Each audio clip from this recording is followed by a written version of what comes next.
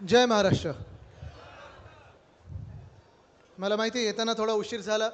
आपण खूप वेळ थांबून आहात. मध्ये स्वागतं चालली होती आणि साधारणपणे जे रस्त्याचं अंतर आहे नाशिक ते येवला जेवढ्या वेळेत पार पडलं पाहिजे तेवढं होत नाही. कारण अजूनही रस्ता काल नाशिककडे येताना मुंबईकडून आणि आज देखील नाशिकवरून येवल्याला येताना प्रश्न हाच पडतो की एवढी वर्ष सत्ता ह्या जिल्ह्यात असताना, एवढी वर्ष मंत्रिपद ह्या जिल्ह्यात असताना नक्की मुंबई ते नाशिक असेल, नाशिक ते येवला असेल, हा रस्ता आणि मूलभूत ज्या सुविधा आहेत त्या अजून ठीक कसं झालं नाही, जसं लोकांना अपेक्षित आहे तसं का झालं नाहीत. आत्ता पण मी दराडे साहेबांना विचारत होतो की दराडे साहेब एवढे वर्ष याच तालुक्यातून, याच मतदारसंघातून जे मंत्री राहिलेले आहेत त्यांना कधी स्वतःच्या मंत्रिपदाबद्दल असं वाटलं नाही का, जबाबदारी वाटली नाही का, किंवा आपल्या तालुक्याबद्दल एक आपुलकी वाटली नाही का, की अरे स्थानिक जनता माझी किती अजून त्या धुळीच्याच रस्त्यावरनं जाणार आहे, कधीतरी आपण कायापालट करणार आहोत. मी ऐकतोय अजूनही टँकरचं पाणी सुरू आहे, दुष्काळ आहे, भर पावसाळ्यात अजून टँकर गावोगावी जात आहेत. आणि जर तसं पाहिलं गेलं तर संपूर्ण महाराष्ट्रात चित्र काही फार वेगळं नाही आहे. सगळीकडेच हीच परिस्थिती आहे. आणि जिथे नसेल तिथे हे जे खोके सरकार आहे, जे आपल्या डोक्यावर बसवलं गेलेलं आहे, अवकाळी पावसासारखं डोक्यावर बसवलं गेलेलं आहे, त्या खोके सरकारच्या हाती जेव्हा सत्ता गेली तेव्हा प्रत्येक जिल्ह्यात असेल, प्रत्येक तालुक्यात असेल, ही परिस्थिती बिघडत चाललेली आहे. आज एकंदर महाराष्ट्राचा आढावा घ्यायला लागलो आपण, तर सुरुवात कुठून करायची हा एक प्रश्न उपस्थित होतो. गेल्या 2 वर्षामध्ये काय काय जे चांगलं चाललं होतं, जे घडत होतं, ह्या खोके सरकारने बिघडवलेलं आहे, हा विचार आपल्या मनात येतो. आणि कितीतरी कुठून बोलायचं, सुरुवात करायची हा प्रश्न जसा आपण विचार करतो, चंद्रपूरकडून सुरुवात करायची, गडचिरोलीवरून सुरुवात करायची, की कोकणापासून सुरुवात करायची, उत्तर महाराष्ट्रापासून सुरुवात करायची, हा जो प्रश्न आहे तो मला वाटतं फार गौण वाटायला लागलेला आहे. कारण त्याहून प्रश्न मोठा आहे की आपण पुढचं जे सरकार निवडणार आहोत ते सरकार कोणाचं असेल, हा आता महत्त्वाचा प्रश्न ठरलेला आहे. कदाचित लोकसभा निवडणुकीनंतर तुम्हाला वाटलं असेल झालं जिंकलो, आपण जिंकलो तर जिंकलोच, एक मोठी लढाई जिंकलेलो आहोत आपण. कारण लोकसभा निवडणूक ही फार महत्त्वाची लढाई होती, आपल्या देशाच्या हितासाठी लढाई होती, आपल्या देशाच्या संविधानासाठी मोठी लढाई होती. दादा जरा बसून घ्या, हे कॅमेरावाले जरा बसून घ्या प्लीज, थोडं बसून घ्या, कॅमेरे लावा आपण आणि बसून घ्या. तुम्ही खुर्चीवरनं खालती व्हा ना प्लीज, म्हणजे सरकारला सांगायची वेळ आली खुर्चीवरनं खालती व्हा, पण मी कॅमेरावाल्याला पण सांगत आहे. थँक्यू. ठीक आहे, कुणाची बसून घ्या. आज आपण पाहत आहोत, आजचीच घटना घेतली तर पुण्यामध्ये मोठा एक आंदोलन चाललेलं आहे, तरुणांचं आंदोलन चाललेलं आहे. MPSC स्पर्धा परीक्षा, ह्या परीक्षांसाठी बसणारे जे हजारो तरुण विद्यार्थी आहेत त्यांचं आंदोलन चालू आहे. गेल्या 3 ते 4 दिवसापासून चालू आहे, दिवस रात्र हे आंदोलन चालू आहे. का तर मागणी सोपी आहे. IBPSच्या ज्या परीक्षा आहेत आणि ह्या स्पर्धा परीक्षा MPSCच्या आहेत त्या बरोबर एकाच दिवशी आलेल्या आहेत. देशभरात ही घटना घडली असेल, पण त्यांच्या जे राज्य स्पर्धा परीक्षा आहेत त्या राज्यांमध्ये पुढे ढकललेल्या आहेत. पण आपल्याच राज्यामध्ये MPSCनी अडमुठीची एक भूमिका घेतलेली आहे. सांगितलं नाही, आम्ही IBPS आणि MPSCच्या परीक्षा एकाच दिवशी घेऊ. कशासाठी, का म्हणून, का हा तुमचा एक हट्ट आहे की आम्हाला एकाच दिवशी घ्यायचं आहे? जर मुलांना दोन्ही परीक्षा द्यायच्या असतील तर का तुम्ही त्या दोन्ही परीक्षा एकाच दिवशी घेतात? विचार करा, आपल्या गावातून पण अनेक तरुणी या स्पर्धा परीक्षेसाठी बसत असतील. आणि हे काही आजचीच गोष्ट नाही आहे, मागच्या वर्षी देखील तेच होतं, मागच्या वर्षी देखील तेच होतं, या वर्षी देखील तेच आहे. आज मी MPSCला विचारत आहे की का तुम्ही हा घोळ घालत आहात? एवढी का मस्ती आहे तुमच्या मनामध्ये, एवढा का तुमचा अडमुठीपणा आहे की तुम्हाला स्पर्धा परीक्षा IBPSच्याच दिवशी घ्यायच्या आहेत? पण ते काही ऐकायला तयार नाही. बरं, राज्य सरकारकडून सांगतात सतत आम्ही दखल घेतलेली आहे, पण आज पण कुणालजी त्या पुण्यामध्ये हजारो विद्यार्थी दिवस रात्र आंदोलन करत आहेत, तिथे कोणी लक्ष द्यायला तयार नाही आहेत. इंडिया आघाडीच्या वतीने आज पवारसाहेब चाललेत, त्यांना भेटत आहेत, अनेक आपल्या युवासेनेनी पाठिंबा दिलेला आहे, महाविकास आघाडीने पाठिंबा दिलेला आहे. पण हे सगळं होताना देखील जे सत्ताधारी पक्ष आहेत, सत्तेतले जे लोक आहेत, जे मंत्री आहेत, जे स्थानिक तिकडचे आमदार असतील, ते कोणी त्यांच्याकडे लक्ष द्यायला तयार नाहीत. का तर हा विषय महाराष्ट्रातल्या तरुणांचा आहे. आणि तसाच विषय जर पाहायला गेलं तर इथे सगळे जे आज शेतकरी बांधव आलेले आहेत, जरा हात वरती करून दाखवा, शेतकरी किती आहेत? आहात ना तुम्ही सगळे शेतकरी? आता तुम्ही मला सांगा, तुमच्यातल्या किती लोकांना असं वाटतं की तुमच्या पुढची पिढीनी शेतीत यावं? कोणीच नाही. कोणालाही वाटत नाही तुमच्या पुढच्या पिढीने शेती करावी. कोणालाही वाटत नाही. का का असं वाटतं तुम्हाला? का बरं वाटतं की कुठच्याही पुढच्या पिढीने यावं नाही? माझ्या वयाच्या जी मुलं मुली आहेत त्यांनी शेती करावी नाहीत असं का वाटतं? कोणी सांगू शकेल का? परवडत नाही, पिकांना भाव नाहीये.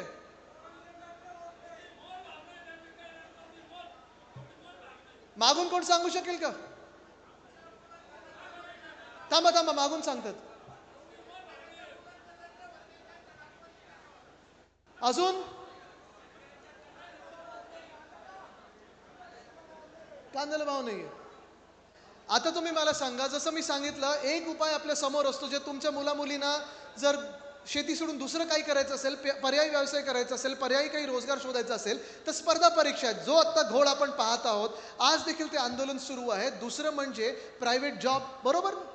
नोकऱ्या यायला पाहिजेत आपल्या शहरामध्ये, नोकऱ्या यायला पाहिजेत आपल्या गावामध्ये, MIDC मध्ये यायला पाहिजेत. आज मला तुम्ही सांगा, गेल्या 2 वर्षामध्ये महाराष्ट्रामध्ये तुम्ही एक तरी नवा उद्योग आलेला ऐकलाय का? एक तरी नवा रोजगार आलेला ऐकलाय का? नाही आलाय.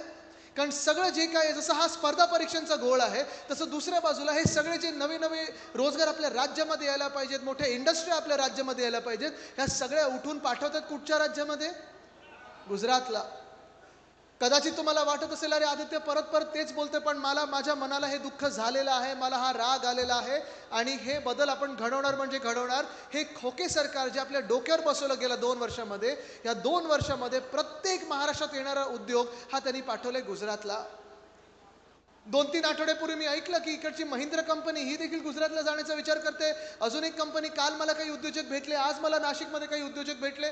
ते मला सांगतात, आदित्यजी उद्योग करायचा तरी कशासाठी आणि कोणासाठी? एकाकडे गेलं, एक मुख्यमंत्र्याकडे गेलं की 2 उपमुख्यमंत्री नाराज होतात. एक उपमुख्यमंत्रीकडे गेलं की दुसरा DCM नाराज होतो, मुख्यमंत्री नाराज होतात. सांगतात आमच्याकडे पण या, आमच्याकडे पण या. बरं, आमच्याकडे या कशासाठी? परवानग्यांसाठी नाही. खोके दो धोके लो, खोके लो धोके लो, ही जी योजना त्यांनी काढलेली आहे, ह्याच कारणामुळे आज आपण पाहतोय महाराष्ट्रातून सगळा उद्योग चाललेला आहे तो गुजरातला चाललेला आहे. जो 2 वर्षापूर्वी 2.25 लाख कोटीची गुंतवणूक आपल्या राज्यात आपण आणणार होतो, वेदांता फॉक्सकॉनची कंपनी आपण आणणार होतो, ह्या महाराष्ट्रात 1 लाख तरुण तरुणींना रोजगार उपलब्ध करून देणार होतो, हा उद्योग त्यांनी पाठवला गुजरातला. आणि उद्योग पाठवला गुजरातला, नंतर उद्योगमंत्र्यांना माहिती नव्हतं ना, घटनाबाह्य मुख्यमंत्र्यांना माहिती होतं. त्याचा आरडाओरडा केला मी, तो विषय आणला रस्त्यावर मी, आणि तेव्हापासून मी आज तरुणांना विचारतोय, तो उद्योग गेल्यानंतर तुम्ही मला एक तरी नवा उद्योग आपल्या राज्यात आलेला दाखवा. थातूर मातूर म्हणून काहीतरी हे कुठेतरी काहीतरी पेपरवर दस्तखत करत असतात, साईन करत असतात की बघा आम्ही आता एवढे हजार नोकऱ्या आणू, तेवढे हजार नोकऱ्या आणू. पण तुम्ही मला सांगा, तुमच्या घरातल्या पोरांना एक तरी नवी रोजगारची संधी मिळाली आहे का? ना MIDC मध्ये मिळत, ना प्रायव्हेट जॉबमध्ये मिळत, ना नवीन हॉटेल येत आहेत, ना कुठे काही नवीन उपलब्ध होत आहे. बरं, मुंबईमध्ये आपण पाहिलं आता 17,500 पदभरती होती पोलिसांची, कॉन्स्टेबल पदांसाठी 17,500 पदभरती होती. 18 लाख तरुण तरुणी त्या मुंबईमध्ये आलेल्या आहेत. एअर इंडियाची भरती होती, मला वाटतं 600 पदांची भरती होती, 25,000 तरुण तरुणी आपल्या मुंबईमध्ये आले. पण आज महाराष्ट्राची आपण परिस्थिती बघतोय, ना शेतीमध्ये आपण पुढे चाललोय, ना उद्योग क्षेत्रामध्ये आपण पुढे चाललोय. आज बट्ट्याबोळ झालेला आहे, तो एकाच कारणामुळे झालेला आहे, कारण हे खोके सरकार आपल्या डोक्यावर बसलेलं आहे आणि त्यांना महाराष्ट्र पुढे नेण्यात काडी मात्र रस नाही आहे. जे काय आहे ते लुटायचं लुटायचं लुटायचं, लुटत जायचं. शेतीचं जरी बोलायचं झालं, शेतकरी मेळावा, आपण सगळे शेतकरी बांधव इथे आलेले आहेत. मी हे सतत दोन्ही आपले जे काही 2-2 वर्षाची, 2.5 वर्षाची जी काही तुलना करत असतो, उद्धव बाळासाहेब ठाकरे ही व्यक्ती जेव्हा 2.5 वर्ष मुख्यमंत्री होती आणि हे मिंदे सरकार जे 2 वर्ष 2.25 वर्ष आपल्या डोक्यावर बसवलेलं आहे, ह्याची तुलना मी सतत करत असतो. जसं उद्योग क्षेत्रात मी सांगितलं, उद्योग क्षेत्रात आपण उद्धव बाळासाहेब ठाकरे हे मुख्यमंत्री असताना, उद्धवसाहेब मुख्यमंत्री असताना 6.5 लाख कोटीची गुंतवणूक कोविड काळात देखील आणली आणि आपण सुवर्ण काळ आपल्या उद्योग क्षेत्राला आणत होतो, नवा रोजगार आपल्या महाराष्ट्रात तयार करत होतो. गेल्या 2 वर्षात प्रत्येक संधी जशी त्यांनी गुजरातला पळवली, तसं कृषी क्षेत्रातही मी अनेक उदाहरणं देऊ शकतो. सगळ्यात महत्त्वाचं उदाहरण म्हणजे कर्जमुक्तीचं होतं. उद्धव साहेबांनी आपल्याला 2019च्या काळी निवडणुकीमध्ये शब्द दिला होता की जर आपलं सरकार आलं, जर आपलं सरकार बसलं, तर आपण शेतकऱ्यांना कर्जमुक्त करू. आपण कर्जमाफी बोलत नाही, माफ आपण गुन्हेगाराला करतो. माझा शेतकरी बांधव हा गुन्हेगार नाही, आपण कर्जमुक्ती म्हणतो, आणि ती कर्जमुक्ती उद्धव साहेबांनी करून दाखवली. अनेकदा आपण कर्जमुक्तीची उदाहरणं देखील पाहिलेली असतील. काही काही लोक कर्जमुक्ती करतात, जसं फडणवीस साहेबांची कर्जमुक्ती होती 2018-19 साली आणली त्यांनी. मोठे मोठे होर्डिंग्स बघितले आपण, बॅनर बघितले, ऐतिहासिक कर्जमुक्ती, अमुक कर्जमुक्ती, तमुक कर्जमाफी. जसं काही आपल्यावर उपकार करतात असं कर्जमाफी केली असं दाखवलं त्यांनी. पण ती कर्जमाफी कशी केली त्यांनी? जेवढे अटी लावले, जेवढे शर्ती लावल्या होत्या, तुमचं हे बोट अंगठा दाखवा, तुमचं हे दाखवा, तुमचं ते दाखवा, आधार कार्ड आणा, पासपोर्ट आणा, पंटुला आणा, आजोबांना आणा, पणजोबांना आणा, मगच तुमची कर्जमाफी होईल. तो कार्यक्रम मला वाटतं अजून चालू आहे, अजून संपला नाही ती यादी. पण उद्धव बाळासाहेब ठाकरे ह्या व्यक्तीने मुख्यमंत्री पदाची शपथ घेताच मला आठवतं नागपूरमध्ये त्यांनी सगळ्या अधिकाऱ्यांना बोलवून घेतलं, मंत्रिमंडळातल्या सगळ्या सहकार्यानं बोलवून घेतलं आणि त्यांनी सांगितलं, बघा अनेक मुख्यमंत्री महाराष्ट्रात झाले ज्यांनी कर्जमाफी जाहीर केली असेल, पण ती कर्जमाफी निवडणुकीच्या तोंडावर देतात. स्वतःला गरज आहे म्हणून देतात, शेतकऱ्यांना गरज आहे म्हणून देत नाही, तर स्वतःला गरज आहे, राजकीय गरज आहे म्हणून देतात. पण उद्धव साहेबांनी निवडणूक समोर नसताना, ना महानगरपालिकेची निवडणूक, ना जिल्हा परिषदेची निवडणूक, लोकसभा आणि विधानसभेला तर 5 वर्ष होती, नुकत्या होऊन गेल्या होत्या, पण त्यांनी सांगितलं माझ्या महाराष्ट्रातल्या शेतकऱ्याला आज कर्जमुक्ती पाहिजे. 2 लाखापर्यंत ज्यांची ज्यांची जी कर्ज होती ती कर्जमुक्ती आपण 2 महिन्यात करून दाखवली. अशी व्यक्ती उद्धव बाळासाहेब ठाकरे आणि त्यांचं सरकार होतं. पर तेच नव्हे, कर्जमुक्ती तर आपण केली.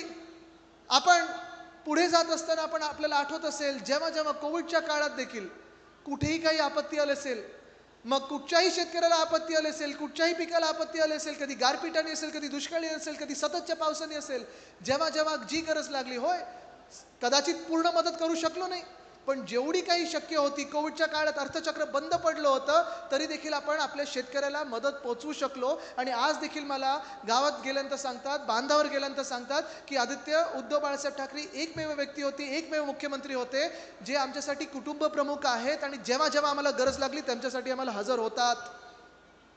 आणि हे सरकार आपल्या एका बाजूला बघत असताना दुसऱ्या बाजूला हे खोके सरकार, निर्यात बंदी जी कांद्यावर आणली होती, आठवतं ना, निर्यात बंदी आणली होती. आता कदाचित तुमच्या गावांमध्ये येऊन सांगतील की अमुक झालं, चूक झाली, आता कधी आम्ही पुन्हा ती निर्यात बंदी येऊ देणार नाही. पण आठवा, हीच ती भाजपा आहे, हेच ते मिंदे सरकार आहे ज्यांनी निर्यात बंदी उठवताना देखील पहिली उठवली गुजरातमधली कांद्याची निर्यात बंदी आणि त्याच्या 1.5-2 महिन्यानंतर आपल्या महाराष्ट्रातली कांद्याची निर्यात बंदी उठवलेली आहे. का हा दुजाभाव करता महाराष्ट्रासोबत? का का हे सगळं चाललेलं आहे? महाराष्ट्रच का मागे ठेवता तुम्ही? मग उद्योग क्षेत्रात तुम्ही महाराष्ट्राला मागे ठेवता, कृषी क्षेत्रात महाराष्ट्राला मागे ठेवता, कुठचंही क्षेत्र घ्या तुम्ही, आज महाराष्ट्राला अडवायचं कसं, रोखायचं कसं, थांबवायचं कसं, हा त्यांचा प्रयत्न असतो. अहो साधं उदाहरण घ्या, हे जे खेळाडू गेले होते ऑलिम्पिक्सला जाताना ट्रेनिंगसाठी पैसे जे मिळतात ते गुजरातला किती मिळतात आणि गुजरातमधून किती खेळाडू गेले तुम्ही विचार करा. आणि महाराष्ट्र असेल, हरियाणा असेल, उत्तर प्रदेश असेल, आपण किती जास्ती खेळाडू पाठवतो, किती जास्ती पदकं मिळवतो आणि किती कमी पैसे आपल्याला मिळतात ह्याचा विचार करा. पण आज आपण जी सतत मागणी करत होतो की होय परत एकदा माझ्या शेतकऱ्याला मदत द्या, मदत द्या, इथे तर बघायला तयार नाही आहेत. पण आता नवीन कुठेतरी गाणं गातात, माझी लाडकी बहीण, लाडकी बहीण. इथे अनेक महिला आलेल्या आहेत, कदाचित आपल्या खात्यात देखील 1,500 रुपये आत्तासाठी टाकतील, हे अजून एक इन्स्टॉलमेंट देतील, अजून एक इन्स्टॉलमेंट देतील. आता सगळीकडे मुख्यमंत्री सांगतात काय, जे घटनाबाह्य आहेत, की आम्ही सरकार आल्यानंतर हे वाढवून देऊ. म्हणजे तुम्ही विचार करा, जे 2014 मध्ये 15 लाखाबद्दल बोलत होते, माहिती ना सगळ्यांच्या खात्यात 15 लाख रुपये येणार होते, माहिती आठवतं ना, सगळ्यांच्या खात्यात येणार होते. प्रधानमंत्री महोदय बोलले होते की 15 लाख रुपये आम्ही सगळ्यांच्या खात्यात देऊ. ते 10 वर्षानंतर आता 15 लाखावरनं 1500 आलेले आहेत. अहो चॉकलेट पण पूर्ण मिळतं, हे नुसतं रॅपर देत आहेत.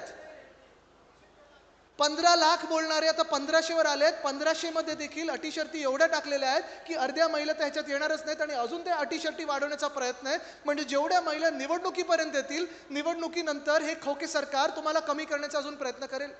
नंतर सांगेल पैसेच नाही, आत्ता सांगतायत आम्ही वाढीव देऊ. मी आज घटनाबाह्य मुख्यमंत्र्यांना जाहीरपणे सांगतोय, तुमचं सरकार तर येतच नाही, हिम्मत असेल तर आत्ताच वाढीव द्या, द्या तक 3,000 रुपये द्या. आमचं सरकार येणार आहे आणि आमचं सरकार आल्यानंतर आम्ही वाढवून आमच्या बहिणीला देणार, म्हणजे देणारच, प्रत्येक बँकेमध्ये देणार. पण आज लाडक्या बहिणींना फक्त पैसे नकोय, फक्त मदत नकोय, फक्त आधार नकोय, तर सुरक्षा देखील पाहिजे. आज जो प्रश्न आपण पाहतोय महाराष्ट्रात उपस्थित झालेला आहे, महाराष्ट्रातच नाही तर देशभरात झालेला आहे, पण महाराष्ट्रात हा प्रश्न गंभीर झालेला आहे. आणि म्हणूनच 24ला म्हणजे परवाकडे आपण महाराष्ट्र बंदची हाक दिलेली आहे. महाविकास आघाडी महाराष्ट्र बंद महिलांच्या सुरक्षेसाठी दिलेली आहे. बदलापूर मधलं तर आपण घटना पाहिलीच असेल.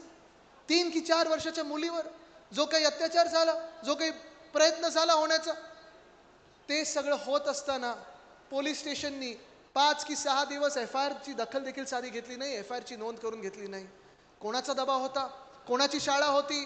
ते आपटे नावाचे जे गृहस्थ आहेत, भाजपचे जे गृहस्थ आहेत, आपटे नावाचे जे ट्रस्टी आहेत, ज्यांची शाळा आहे, कुठे आहेत ते? का नाही बोलत आहेत ते? मीडियासमोर का नाही आहेत? महिलांसमोर का नाही आहेत ते?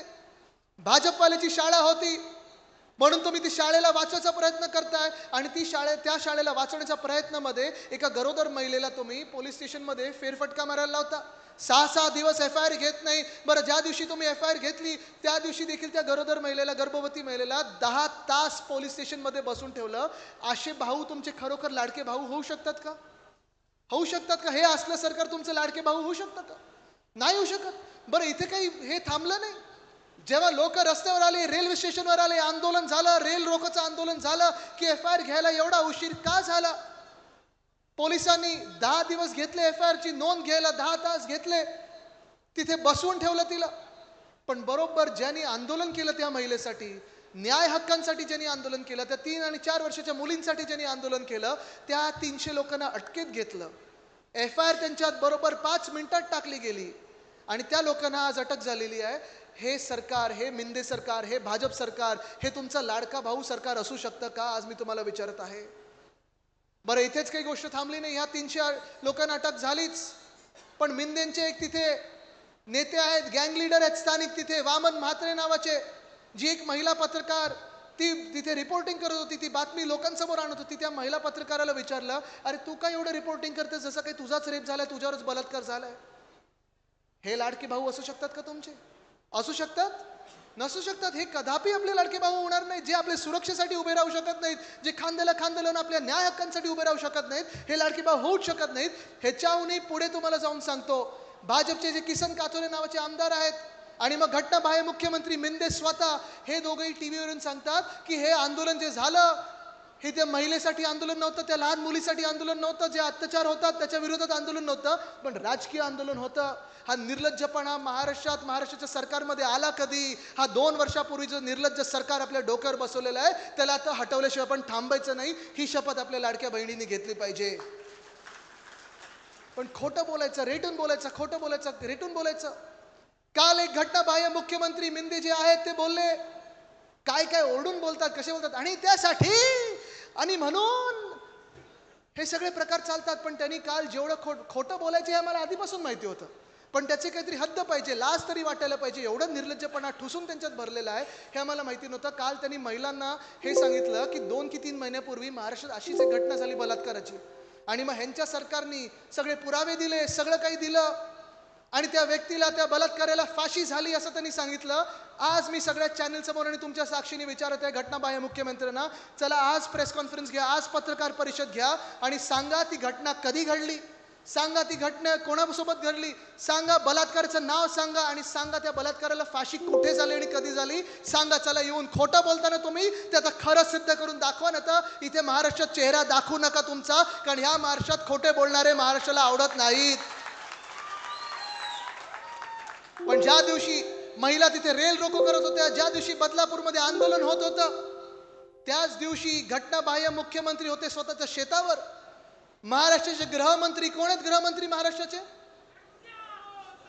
ऐकून आलं? त्यांना जरा विचारा, गृहमंत्री महोदय, तुम्ही लोकांच्या मागे लागता, राजकीय कार्यकर्त्यांच्या मागे ED CBI लावता, राजकीय कार्यकर्त्यांच्या सिक्युरिटी वाढवता, कमी करता, धमक्या देता की तुला जेलमध्ये टाकीन, अमुकाला जेलमध्ये टाकीन.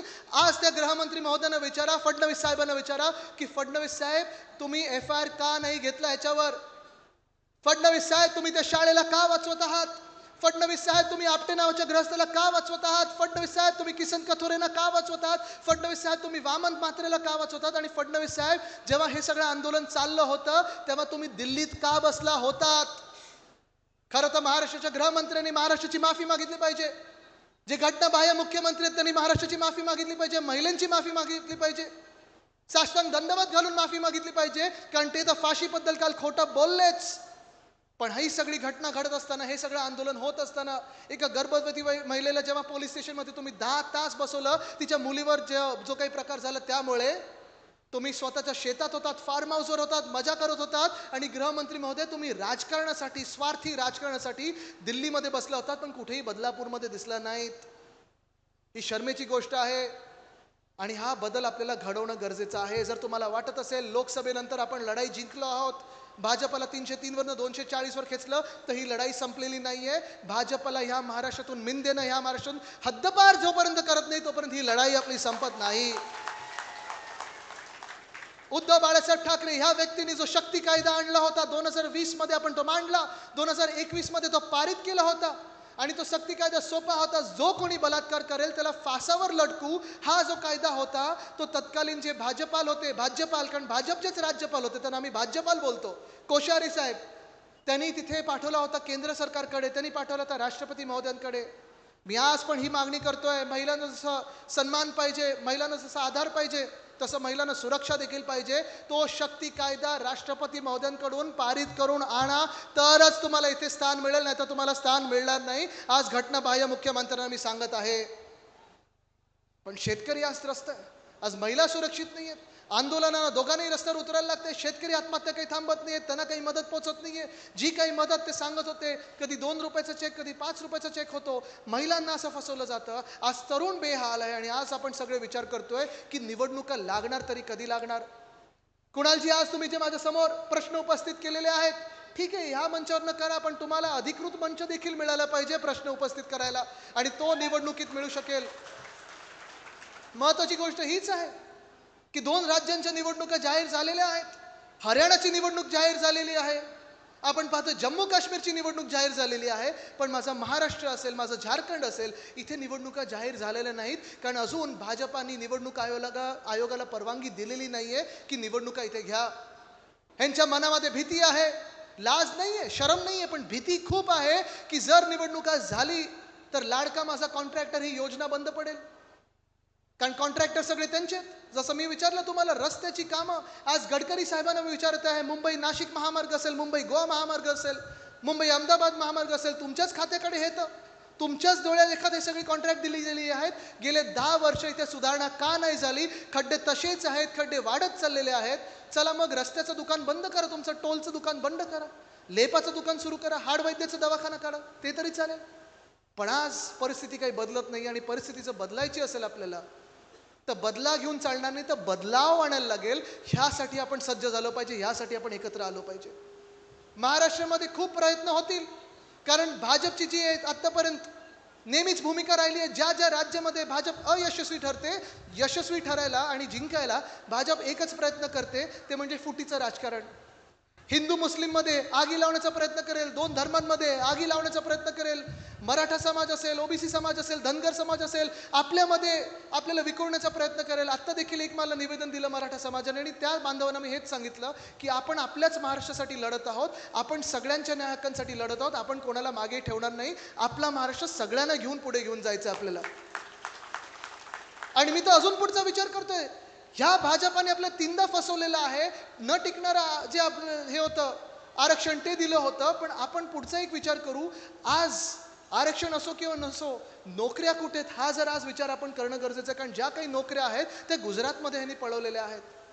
मी एक 34 वर्षाचा तरुण लढत आहे माझ्या महाराष्ट्रासाठी. मी आपल्या एकजुटीसाठी लढत आहे, कारण जोपर्यंत आपली एकजूट होत नाही तोपर्यंत जसं ब्रिटिश लोक करायचे, डिवाइड अँड रूल, आपल्यामध्ये दंगली निर्माण करतील, आपल्यामध्ये फूट निर्माण करतील, आपल्यामध्ये गैरसमज निर्माण करतील. ते गैरसमज आता निर्माण करू द्यायचे नाहीत. व्हॉट्सॲप बघायचं नाही, व्हॉट्सॲपच्या युनिव्हर्सिटीला बळी पडायचं नाही. कारण ज्या मिनिटाला आपण व्हॉट्सॲपच्या युनिव्हर्सिटीला बळी पडू, ह्यांच्या अजेंडाला आपण बळी पडू, आपल्यामध्ये फूट निर्माण होईल, पुन्हा एकदा हे आपल्या डोक्यावर बसतील आणि आपल्याला लुटायला तयार होतील. गेल्या 2 वर्षामध्ये ह्या देशात, ह्या राज्यामध्ये, ह्या जिल्ह्यांमध्ये, आपल्या महाराष्ट्रामध्ये कोणाचंही भलं झालेलं नाहीये. कदाचित त्यांचे अलिबाबावर 40 चोर, 40 चोरांचं भरं झालं असेल, त्या 40 चोरांमध्ये 50-50 खोके मिळाले असतील. पण महाराष्ट्राला जे झालेलं आहे ते फक्त आणि फक्त धोके मिळालेले आहेत. मग माझ्या शेतकरी बांधवांना असेल, माझ्या महिला भगिनींना असेल किंवा माझ्या तरुण मित्रांना असेल, नुसतं धोके मिळालेले आहेत. आज आपली ओळख, जेव्हा आपल्यावर अत्याचार होतो तेव्हा समाजाची नसते. आज आपली ओळख जेव्हा आपल्यावर अत्याचार होतो, लुटलं जातं आपल्याला, तेव्हा धर्माची नसते. भाजपचा सर्व धर्म समभाव म्हणजे सगळ्यांना लुटा आणि महाराष्ट्राला खालती घ्यायचा, हा त्यांचा सर्व धर्म समभाव आहे, ही त्यांची भूमिका आहे. तुम्ही मला सांगा, तुम्ही त्या भाजपला मतदान करू शकाल का? तुम्ही त्या मिंदे सरकारला मतदान करू शकाल का? तुम्ही त्या फुटलेल्या राष्ट्रवादी काँग्रेसला मतदान करू शकाल का? आपल्याला लढायचं आहे, ते आपल्या सर्वांसाठी लढायचं आहे. तुम्ही जर 5 लोकांनी 10 लोकांनी मी जर आज जातनिहाय किंवा समाजनिहाय किंवा धर्मनिहाय तुम्हाला हात वरती करायला सांगितलं ना, तर तुमचे 5-10 हात सगळीकडून वरती होतील, पण सगळ्यांची ताकद दिसणार नाही. जर आपल्याला हा महाराष्ट्र पुन्हा एकदा चांगल्या मार्गावर न्यायचा असेल, हा महाराष्ट्र सुवर्ण काळाच्या दिशेने न्यायचा असेल, तर आपल्याला एकत्र येऊन आपल्या लढाईसाठी लढायला लागेल, आपल्या न्याय हक्कांसाठी लढायला लागेल, आपल्या ताकदीसाठी लढायला लागेल. आणि जर ती ताकद बघायची असेल, एकजूट ताकद बघायची असेल, तर सगळ्यांनी जरा हात वरती करा आणि जरा आजूबाजूला बघा. हात वरती ठेवून आजूबाजूला बघा. इथे मला ना समाज दिसत आहेत, मला धर्म दिसत आहेत, इथे मला दिसतो तो अखंड महाराष्ट्र दिसत आहे. आपल्या न्याय हक्कांसाठी लढणारा महाराष्ट्र दिसत आहे. इथे मला दिसत आहे तो महामानव डॉक्टर बाबासाहेब आंबेडकरांचा महाराष्ट्र दिसत आहे. इथे मला शाहू फुले आंबेडकरांचा महाराष्ट्र दिसत आहे. इथे मला छत्रपती शिवाजी महाराजांचा महाराष्ट्र दिसत आहे. इथे मला वंदनीय हिंदू सम्राट बाळासाहेब ठाकरेंचा महाराष्ट्र दिसत आहे. हा महाराष्ट्र जो आहे तो विचार करत आहे, तो वाट पाहत आहे त्या निवडणूक येईल तेव्हा येईल, पण आपल्याला आपली एकजूट कायम ठेवायला लागेल, कारण एकजुटीसमोर कोणी आडवं जाऊ शकत नाही. ही ताकद आपल्या मनगटीत आहे. आणि ही जी मूठ आपली एकत्र झाली, ही जी वज्रमूठ आज तुम्ही पाहिली, ही जी वज्रमूठ तुम्ही एक ठेवली, हीच वज्रमूठ तुम्ही महाराष्ट्र म्हणून ठेवली, तर आपल्याला कोणी थांबू शकत नाही. मी तुम्हाला शब्द देत आहे की येणारं सरकार आपलं आहे आणि आपलं म्हटल्यानंतर तुमचं सरकार आहे, महाविकास आघाडीचं सरकार आहे. आणि ते सरकार तुमच्यामध्ये बसेल आणि तुमचंच काम करेल. धन्यवाद. जय हिंद, जय महाराष्ट्र, वंदे मातरम. साहेबांचं फक्त 2 मिनिटं वेळ घेतो.